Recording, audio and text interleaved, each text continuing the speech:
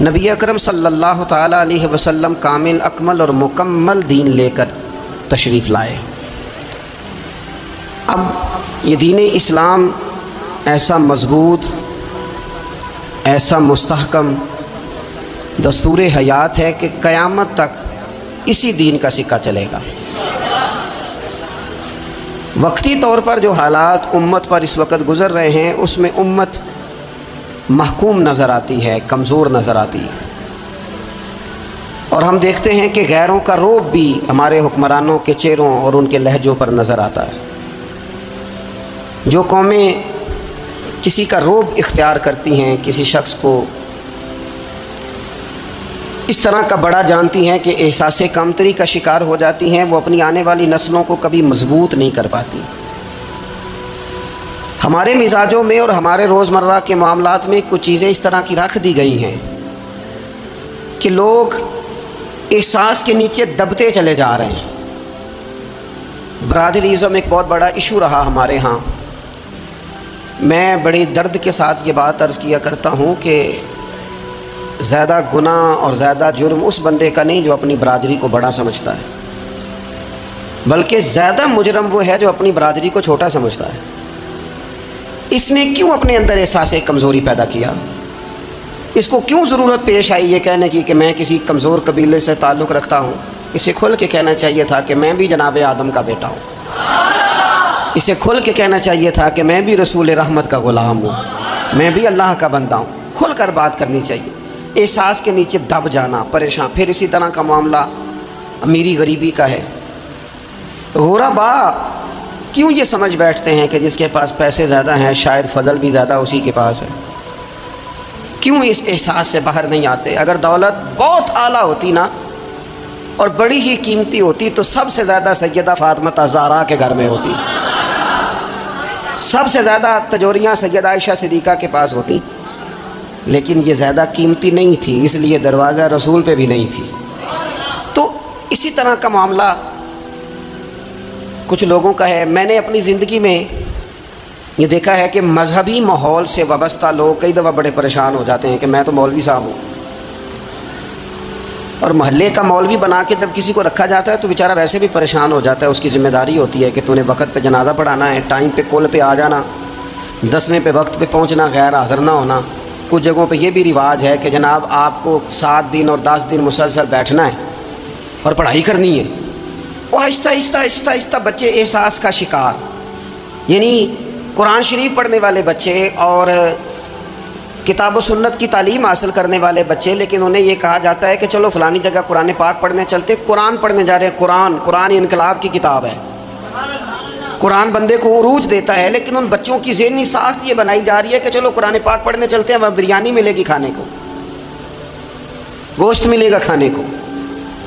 شکایت ہے مجھے یا رب خدا بندان مکتب سے، سبق شاہی ہے بچوں کو دے رہے ہیں خاک بازی کا۔ اتنی چھوٹی جب آپ کسی کی سوچ بنا دیتے ہیں تو پھر وہ آپ کہیں کہ وہ انقلاب برپا کرے، وہ کوئی بڑا کارنامہ سر انجام دے، یہ ہوتا نہیں، ممکن نہیں ہوتا۔ جب آپ آہستہ آہستہ کر کے احساس کمزوری کے نیچے دبتے چلے جاتے ہیں، دبتے، حالات خراب ہو جاتے ہیں۔ ہمارے بزرگ ہمیں کہا کرتے تھے کہ مولوی ہونا کوئی تانا ہے، اور ہم نے حالات بدلتے دیکھے۔ ایک ٹائم ایسا تھا کہ مولوی ہونا لوگ تانا سمجھتے تھے، ہمیں بھی کہا مولوی صاحب ادھر آئیں۔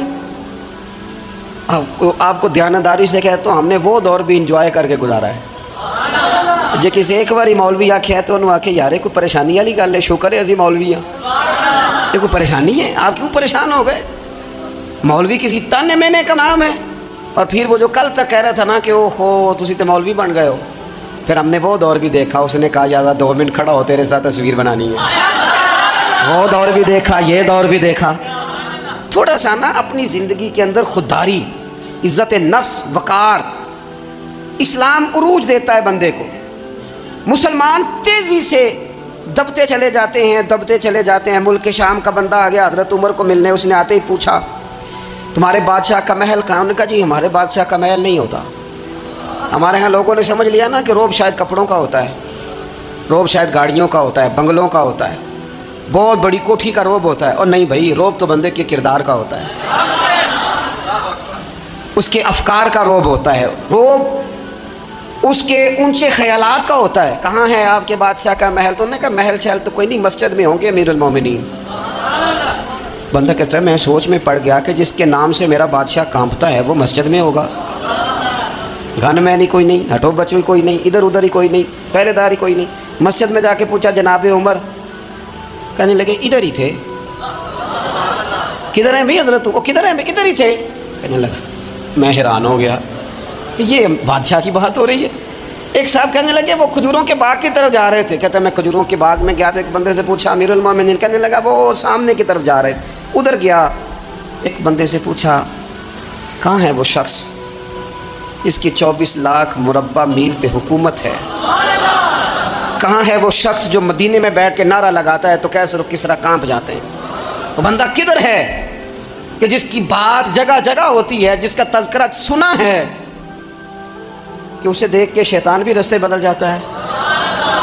انہوں نے کہا وہ دیکھ رہے ہو کھجور کے درخت کے نیچے کنویں کے ساتھ مٹی کا ڈھیلا تکیے کی جگہ رکھ کے وہ جو تامت باندھے کرتا پہننے سویا ہے وہی تو فاروق اعظم ہے۔ وہ شخص کہتا ہے عمر سوئے تھے۔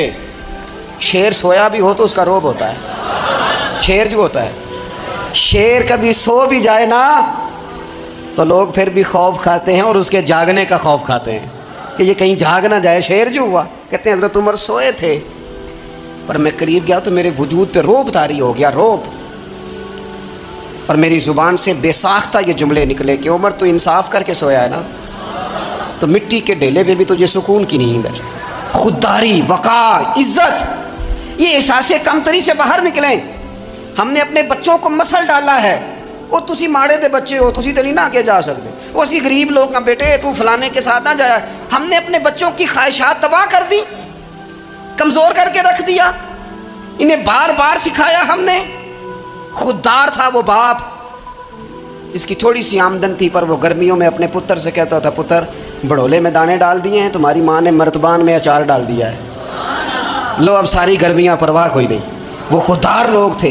لیکن آج یہ دین غالب ہونے کے لیے آیا ہے، مسلمان نے غالب ہونا ہے۔ یہ تھوڑا اپنی ذات سے اٹھ کر جب سوچے گا نا، بڑی بات کرے گا، بڑی سوچ پیدا کرے گا، بڑا اس کا مزاج ہوگا، کھلا اس کا دل ہوگا، تو پھر نا یہ ذرا سر اٹھا کے جیے گا۔ قرآن مجید کی جو ہے کریمہ میں نے تلاوت کی، اللہ کریم نے فرمایا هو الذی ارسل رسولہ بالہدی ودین الحق، فرمایا وہ قادر مطلق ہے جس نے اپنے رسول کو ہدایت اور حق دے کے بھیجا ہے۔ دو چیزیں دے کے بھیجا ہے، ہدایت اور حق۔ کتاب ہدایت اور حق حضور لے کے آئے۔ کس لیے بھیجا ہے؟ کہ نرا تسبیح پڑھیں اور سو جائیں، نرا جناب عبادت کریں اور آرام کریں، نرا جناب تلاوت کریں اور آرام کریں، نا۔ هو الذی ارسل رسولہ بالہدی ودین الحق، وہ رب ہے جس نے اپنے نبی کو، اپنے رسول کو ہدایت اور حق دے کے بھیجا ہے۔ کیوں؟ کہ لیظہرہ علی الدین کلہ، تاکہ اس دین کو تمام دینوں پر غالب کر دے، اس کو غالب کرے، ہر دین پر یہ دین چھا جائے۔ ولو کرہ المشرکون، اگرچہ مشرکوں کو یہ بات بری ہی لگے، نا پسند آئے، کسی کو نہیں آتی۔ لیظہرہ علی الدین کلہ، یہ دین غالب ہونے کے لیے آیا۔ غالب تو نماز بھی پڑھ، عبادت بھی کر، لیکن یہ بھی خیال رکھ کہ دنیا میں نماز والے نبی کا نظام بھی قائم کرنا ہے۔ تیرے پاس نری مسجد نہیں ہونی چاہیے، حکومت بھی ہونی چاہیے۔ مسلمان کے ہاتھ میں نری تسبیح نہیں ہوگی، یہ انان حکومت بھی چلائے گا۔ اس کے اندر خودداری ہوگی۔ حضرت عمر تہجد بھی پڑھتے تھے اور سویرے حکومت بھی کرتے تھے۔ حضرت صدیق اکبر ساری رات مدینے والے کی یاد میں رویا بھی کرتے تھے اور صبح اٹھ کر تلوار لے کر نبی پاک علیہ السلام کی ختم نبوت کے منکروں کے خلاف جہاد بھی کیا کرتے تھے۔ جب تک اپنے مزاج میں وہ شوق نہیں پیدا ہوتا کہ دین کو غالب کرنا ہے، جد و جہد کرنی ہے، کوشش کرنی ہے، بڑا سوکھا ہے ہمارے لیے بھی۔ آرام سے نماز پڑھیں، نفل پڑھیں، عبادت کریں، اور ویسے بھی اسے لوگ زیادہ بڑا پیر سمجھتے ہیں جس کی تسبیح زیادہ لمبی ہو۔ وہ زیادہ بڑا پیر ہوتا ہے جس کی پگڑی ذرا زیادہ بڑی ہو، جبہ تگڑا پہنے، اجرے کے اندر رہے، باہر نہ نکلے، اور اندر جائیں 2 منٹ کے لیے حضرت کی زیارت کریں، باہر آ جائیں بچوٹی، وہ زیادہ پیری مریدی ہو جاتی ہے۔ پیر تو بولتا ہی نہیں۔ وہی ہے تیرے زمانے کا امام برحق، اقبال کہنے لگے وہی ہے تیرے زمانے کا امام برحق جو تجھے حاضر و موجود سے بیزار کرے اور موت کی شکل میں دکھلا کے تجھے جلوہ یار زندگی تیرے لیے اور بھی دشوار کرے. تو تیرا جینا مشکل کر دے نا، وہ تیرے زمانے کا امام برحق ہے، تیرے لیے زندگی دشوار کر. یہ کیا بات ہوئی کہ ٹھیک ہے جناب آپ موج کریں جو دین غالب ہونے کے لیے آیا. دین کے مزاج میں غلبہ ہے، دین کی طبیعت میں غلبہ ہے. دیندار چھا کے وقت گزارا کرتے ہیں. اللہ تعالیٰ نے اس دین کے اندر وہ قرار دیا ہے، وہ وسعت دی ہے، وہ درد دیا ہے، وہ ذوق دیا ہے. اپنے اندر سے وہ بت توڑ ڈالیں جو بت مایوسی پھیلاتے ہیں. ان جگہوں سے نکل آئیں جہاں انسان کمزور پڑتا ہے. اٹھ باندھ کمر کیوں ڈرتا ہے؟ پھر دیکھ خدا کیا کرتا ہے. آگے کی طرف دیکھیں، آگے کی طرف دیکھیں. میرے نبی اکرم صلی اللہ تعالیٰ علیہ وسلم نے فرمایا حالات جتنے بھی خراب آ جائیں، ماحول جتنا بھی بگڑ جائے، امت پر دشواری جتنی بھی آئے، حضور علیہ الصلوۃ والسلام نے فرمایا ہے یہ دین اسلام ہے. یہ مسلم کے لفظ ہیں. حضور فرماتے ہیں یہ دین ہمیشہ قائم رہے گا. اور فرمایا ایک جماعت ہوگی پوری میری امت کی جو دین اسلام کے دفاع میں کام کرتی رہے گی، جد و جہد کرتی رہے گی، کوشش کرتی رہے گی، ہمت کرتی رہے گی. میرے عزیز حضور نے فرمایا ہمیشہ یہ دین قائم رہے گا اور ایک جماعت ہمیشہ اس دین کے لیے کام کرتی رہے گی. اور میرے نبی پاک علیہ السلام نے فرمایا 100 سال کے بعد تو اللہ ضرور اس امت میں ایک ایسا شخص پیدا کرے گا، یہ ابن ماجہ میں حدیث موجود ہے، جو اس دین کی نئے سرے سے تجدید کر دے گا. وہ لوگ آتے رہے، جب حالات بڑے بگڑے تو حضرت عمر بن عبدالعزیز آ گئے، حالات کا رخ بدل کے رکھ دیا. پھر معاملات بڑے بگڑے تو امام شافعی جیسے لوگ آ گئے، غوث اعظم جیلانی جیسے لوگ آ گئے. حالات بڑے بگڑے تو شیخ عبدالحق محدث دہلوی جیسے لوگ آ گئے. ہندوستان میں جب ماحول بڑا کٹھن ہوا تو اعلیٰ حضرت فاضل بریلوی جیسے لوگ آ گئے. ہر صدی کے سرے پر اللہ تعالیٰ ایک مجدد بھیجے گا. حضور کا وہ غلام دین کو نئے سرے سے تازہ کرے. دین کے چمن میں ہمیشہ بہار رہے گی، ہمیشہ نورانیت رہے گی، ہمیشہ نور علی نور رہے گا. یہ کام صرف کرنے کا کام کیا ہے؟ یہ دین تو پھلے گا پھولے گا. جو آگے بڑھ کے خدمت میں حصہ ڈال لے گا نا وہ اپنا نفع کرے گا. یہ قرآن پاک ہے، یا ایھا الذین آمنوا ان تنصروا اللہ ینصرکم ویثبت اقدامکم. اللہ فرماتے ہیں لوگو اگر تم اللہ کے دین کی مدد کرو گے نا تو اللہ تمہاری مدد کرے گا. وَيُثَبِّتْ أَقْدَامَكُمْ اور تمہارے قدم جما دے گا، تمہیں استقامت دے. تم آگے، اور دین کی مدد صرف پیسوں سے نہیں ہوتی. کوئی شخص سمجھے کہ فقط مال سے مدد ہوتی ہے. جب آپ وقت پر آ کر مسجد میں جمعے کی نماز ادا کرتے ہیں تو یہ بھی آپ دین کی خدمت ہی کرتے ہیں. جب آپ دینی اجتماعات کی رونق بڑھاتے ہیں تو یہ بھی آپ دین کی خدمت ہی کرتے ہیں. جب آپ کسی دین کے طالب علم کا حوصلہ بڑھا دیتے ہیں نا، بیٹے بڑی بات ہے قرآن پڑھتے رہنا، یہ بھی آپ خدمت ہی کرتے ہیں. جب آپ دین کے بارے میں کسی جگہ بیٹھ کے اچھی بات کر دیتے ہیں، یار اللہ کا فضل ہے ہمارے دین میں یہ خیر اللہ نے رکھی، یہ بھی آپ دین کی مدد ہی کرتے ہیں. آپ کسی بھی جگہ کسی بھی حوالے سے دین کے لیے کوئی بھی پیغام دیتے ہیں، کوئی بھی بات کرتے ہیں تو آپ دین کی، یہ ساری خدمات دینیاں ہیں، یہ سارا درد ہے، یہ سارا ذوق ہے. ہم اپنا اپنا حصہ جس طرح بھی ملا سکیں دین کی حمایت میں، دین کی مدد میں. جہاں کوئی ایسی بات ہو رہی ہو وہاں ہم دفاع کے لیے کھڑے ہو جائیں. ہر شخص اپنے اپنے مقام پر دینی ابلاغ میں، دین کی تبلیغ میں اپنا کردار ادا کرے. ایک جملہ کوئی بول دینا رسول پاک کے دین کی مدد میں، ایک جملہ، یعنی کسی کو صرف اتنا کہہ دینا کہ یار تو اپنے بیٹے کو، تیرے 5 بیٹے ہیں، ایک کو قرآن مجید کا عالم ہی بنا دے. تو کہہ کے چلا گیا اور تیری وجہ تجھے خبر بھی نہیں کہ شاید اس نے تیری وجہ سے اسے داخل کرایا ہے. لیکن وہ اگر آ گیا، پڑھ گیا تو دیکھ تجھے اجر اللہ کتنا عطا فرمائے. آدھا جملہ بول کے دین کے معاملے میں معاون بنے، کوئی خیر کا لفظ بول کے معاون بنے. ہم نہ ہمت نہیں کرتے، ہم کہتے ہیں وہ فلانا کرے گا، بڑا آدمی کرے گا، مولانا کریں گے، پیر صاحب کریں گے. اپنا اپنا حصہ، اپنی اپنی خیر. حضرت عمر نے بھی بڑا کام کیا ہے دین کی خدمت میں، پر سیدنا بلال کی خدمت کا کوئی انکار کر سکتا ہے؟ ڈیوٹی حضرت صدیق اکبر کی بھی زیادہ ہے، پر جناب سلمان فارسی کی خدمت کا انکار کیا جا سکتا ہے؟ ہر ایک نے کام کیا، ہر نقطے کا اپنا عروج ہے، اپنی. اور یہ دین غالب ہوگا، غالب. یہ مت سمجھیں تھوڑے سے حالات کمزور آئے ہیں اور تھوڑا سا مسلمان محکوم ہوئے ہیں مالی طور، اپنی کوتاہیوں کی وجہ سے ہوئے، اپنی غلطیوں کی وجہ سے ہوئے، اپنے اعمال کے سبب ہوئے، تو ڈر ڈر کے نہ جئیں. نبی پاک صلی اللہ تعالی علیہ وسلم سفر پہ تشریف لے گئے. حضور علیہ السلام کی عادت کریمہ تھی، جب سفر پہ جاتے تھے تو سب سے آخر میں ساری تیاری کر کے سامان سمیٹ کے سب سے آخر میں سیدہ فاطمہ الزہرا سے ملتے، پھر سفر شروع ہوتا، اور جب حضور واپس آتے تو سب سے پہلے سیدہ فاطمہ سے ملتے رضی اللہ تعالیٰ۔ حضور کافی دنوں کے بعد سفر سے واپس آئے، لمبا سفر تھا، سیدہ فاطمہ الزہرا رضی اللہ تعالیٰ عنہ سے ملنے گئے۔ نبی پاک صلی اللہ تعالیٰ علیہ وسلم کا چہرہ نور دیکھ کے تو سیدہ فاطمہ تڑپ کے روئیں، رو پڑی۔ حضور نے فرمایا فاطمہ کیا ہوا؟ عرض کرنے لگے یا رسول اللہ تھکاوٹ کے اثرات میں آپ کے چہرے پہ دیکھ رہی، اور حضور کپڑے یوں لگتا ہے بڑے پرانے پہنے ہوئے ہیں آپ نے، حضور اتنی مشقت کیوں کرتے ہیں آپ، اتنی محنت اتنی جدوجہد؟ تو حضرت فاطمہ الزہرا فرماتی ہیں حضور نے مجھے تھپکی دی اور فرمایا فاطمہ رو نا۔ اور یہاں وہ بعض لوگ ہوتے ہیں نا جو ہم نے دیکھا ہے ہمارے ہاں اس طرح ہوتا ہے کہ وہ کوئی اس طرح کی بات کرے تو وہ زیادہ رونے لگ جاتے ہیں، کیا کریں بڑے مسائل ہیں، بڑی مشقت ہے، کرنا پڑتا ہے، لوگ اور زیادہ۔ لیکن نبی پاک علیہ السلام نے سوچوں کو نیا زاویہ دیا، خیالات کو نیا رخ دیا، اس بات کو ایک نیا انداز سوچنے کا فراہم کیا۔ حضور فرمانے لگے فاطمہ رو نا، تیرے باپ کو اللہ نے اعلیٰ مقاصد کے لیے دنیا میں مبعوث فرمایا۔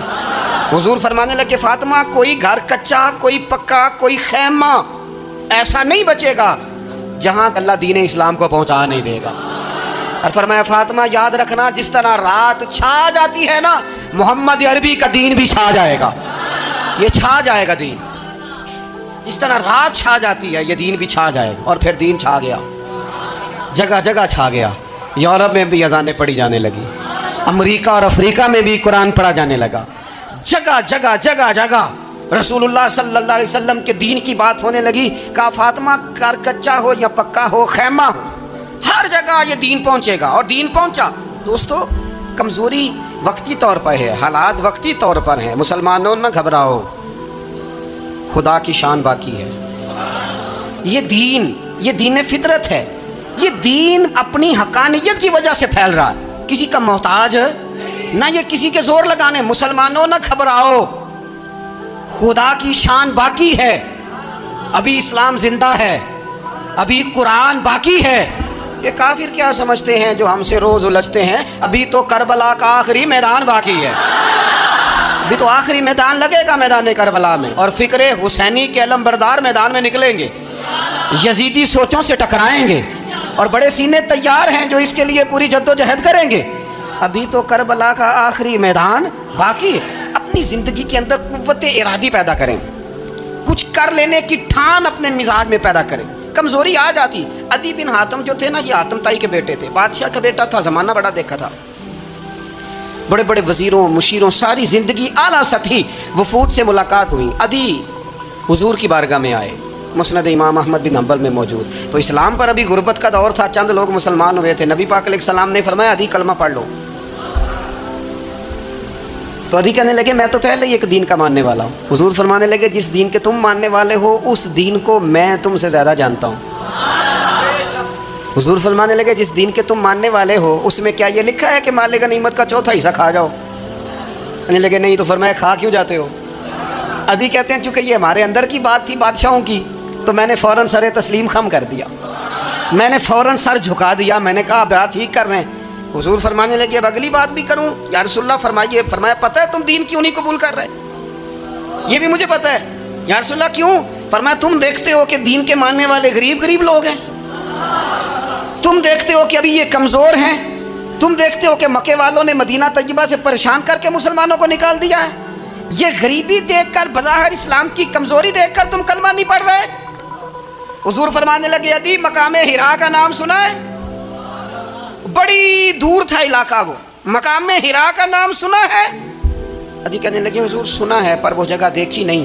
محبوب فرمانے لگے سن، میں وہ وقت لے کے آؤں گا، میرا دین اس طرح نافذ ہوگا کہ ایک عورت مقام حرا سے اونٹنی پہ اکیلی بیٹھے گی اور اکیلی آئے گی اور آ کے بیت اللہ کا طواف کرے گی، سوائے اسی اللہ کے کسی کا خوف نہیں ہوگا، رب کے علاوہ کسی سے نہیں ڈرے گی۔ یہ دور آئے گا، تو دیکھ رہا ہے کہ صرف مکے پہ حکومت نہیں دنیا پہ مسلمان چھا جائیں گے۔ اور حضور فرمانے لگے کسرا کا نام سنا ہے؟ کہا حضور وہ تو بظاہر اس وقت بڑا تگڑا بادشاہ ہے۔ فرمایا اس کے علاقے بھی فتح ہوں گے، وہ خزانے مسلمانوں کے پاس آئیں گے، اور فرمایا تو تیسری بات نبی پاک نے بیان کی، فرمایا تو یہ دیکھ رہا ہے کہ مسلمانوں میں غربت ہے؟ فرمایا عدی ایک وقت آئے گا لوگ دینے کے لیے نکلیں گے پر انہیں لینے والا کوئی نہیں ملے گا۔ ایک وقت آئے گا لوگ دینے نکلیں گے، لینے کوئی نہیں آئے گا۔ عدی کہتے ہیں کہ میں رسول کریم کا کلمہ پڑھ کے مسلمان ہو گیا، اب پھر زیادہ دور نہیں گزرا، عدی رویا کرتے تھے، حاتم تائی کے بیٹے عدی رویا کرتے تھے اور رو کے بتایا کرتے تھے لوگوں وہ جو حضور نے فرمایا تھا نا بی بی ہرا سے چلے گی اور طواف کرے گی، وہ بی بی میں نے اپنی آنکھوں سے آتی دیکھی۔ میں نے اس تنہا عورت کو حضور سید عالم کی پیشن گوئی کے مطابق بیت اللہ کا طواف کرتے دیکھا، اسے سوائے اللہ کے کسی کا ڈر نہیں تھا۔ اور عدی کہنے لگے وہ جو حضور نے فرمایا تھا نا کہ کسرا کے خزانے فتح ہوں گے، فرمایا وہ جب فتح ہو رہی تھی تو میں خود اس جنگ میں شریک تھا، مجھے اللہ نے موقع دیا، میں مجاہدوں میں شامل تھا۔ اور فرمانے لگے تیسری پیشن گوئی رہ گئی ہے، مجھے امید ہے وہ بھی پوری ہوگی۔ حضرت عمر بن عبدالعزیز کے زمانے میں آ کے وہ دور بھی آیا کہ لوگ زکوٰۃ دینے نکلتے تھے، لینے والا کوئی نہیں ملتا تھا۔ لوگ کسی کو غریب سمجھ کے صدقہ دینے لگتے تھے، وہ کہتا تھا بھائی لے جا، میں تو رات خود دے کے آیا ہوں۔ لوگ دینے نکلتے تھے، لینے والا کوئی نہیں۔ اسلام کی فطرت میں قدرت نے لچک دی ہے، اتنا ہی یہ ابھرے گا جتنا کہ دبا دو گے۔